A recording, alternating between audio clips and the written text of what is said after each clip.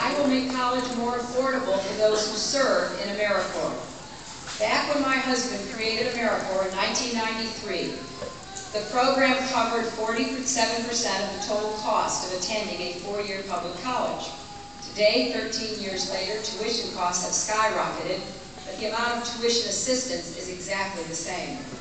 I will address this by doubling the education award that AmeriCorps volunteers receive for the service they render. These young men and women are building homes, mentoring children, providing disaster relief, and so much more. They're serving our country every day, and I want our country to serve them in return. And I was very pleased to learn that Plymouth State matches AmeriCorps Education Awards because the school believes so strongly in this program.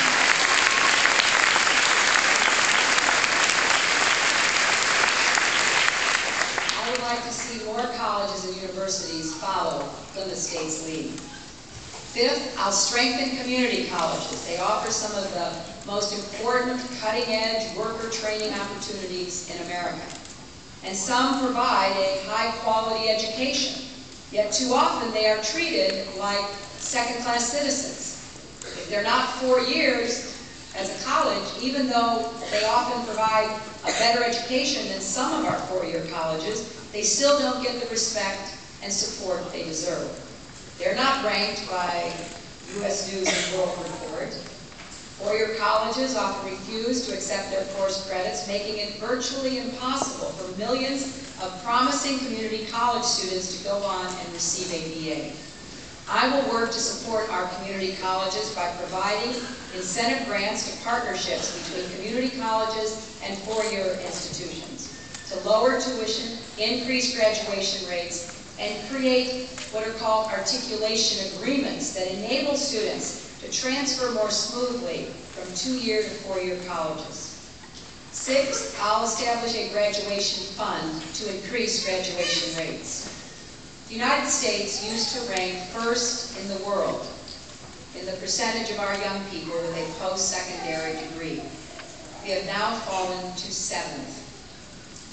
Not because our young people don't start college, but because fewer than 2/3 who start actually finish.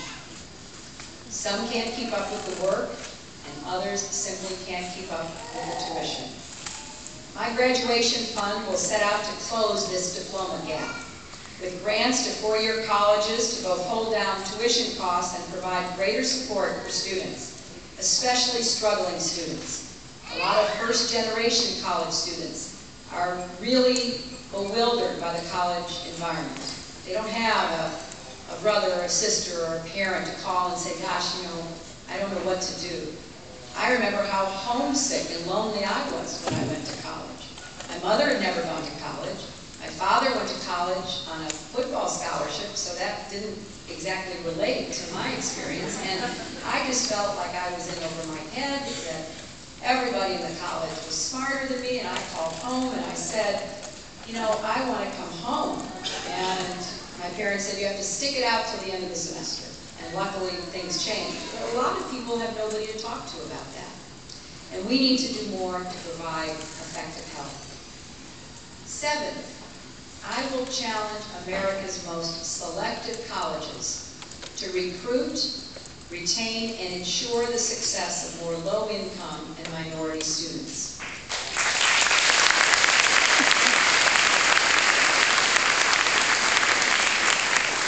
You look at the income breakdown at the so-called most select colleges and universities, public and private, across our country, there has been a dramatic shift. An increasing and very high percentage of the students in those institutions come from the wealthiest of American families. It used to be we had a much broader income distribution, and that no longer is the case. While these schools have been leaders in expanding higher ed, 75% of students at America's elite colleges come from the top 25% of income in America. Only 3% of the students there come from the bottom 25% of income. We're talking about motivated, qualified students. The top wealthiest schools in America have endowments worth a total of $155 billion. Yet they continue to raise tuition year after year. So I am challenging these schools to set an example. Devote substantially more of their endowments to recruiting more low-income and minority students, and ensure that they graduate. Because every child in America should have a shot at going to the best schools in America, no matter where they're born or how much money their family has. That should be part of the American dream.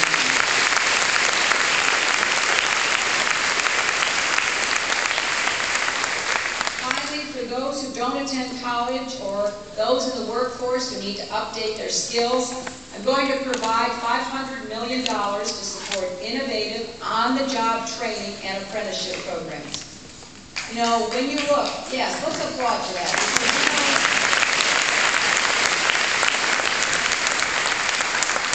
Even though I'm 100% committed to encouraging and enabling more young Americans to go to college and graduate, the fact is that in any age group, more young people do not go to college than do. In fact, it's close to 60% that do not.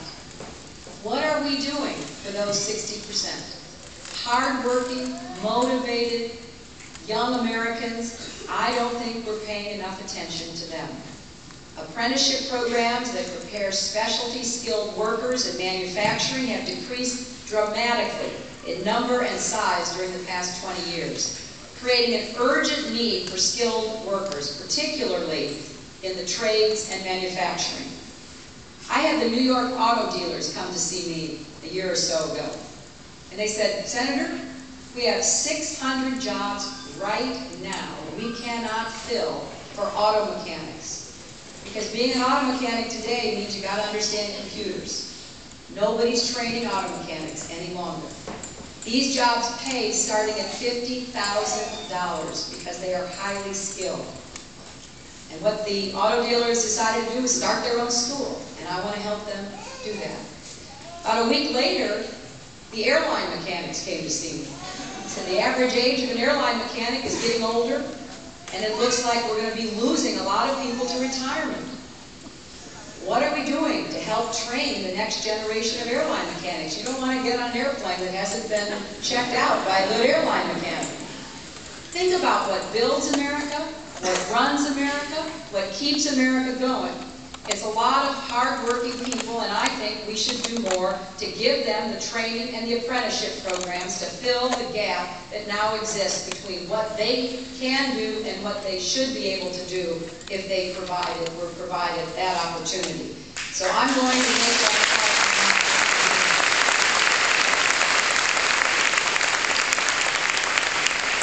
Now, if I had been giving this speech to you 6 months ago, I would have a lot more to say about what I wanted to do because we were so out of balance.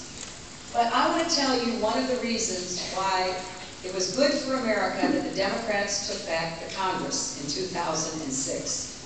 Because we have now passed a college bill that solves some of our problems. I'm zeroing in on the remaining ones.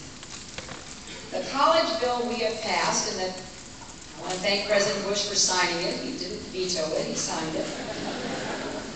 Cuts lender subsidies by $22 billion, increases the Pell Grant to $5,400 by 2012. The legislation includes my proposal to make student loans more affordable by limiting the loan payments to a percentage of your income. The bill also includes something I strongly supported, a public service loan forgiveness program. So if you work in a public service job and you've made 10 years of payments, you will be done paying off your loan. And we're going to try to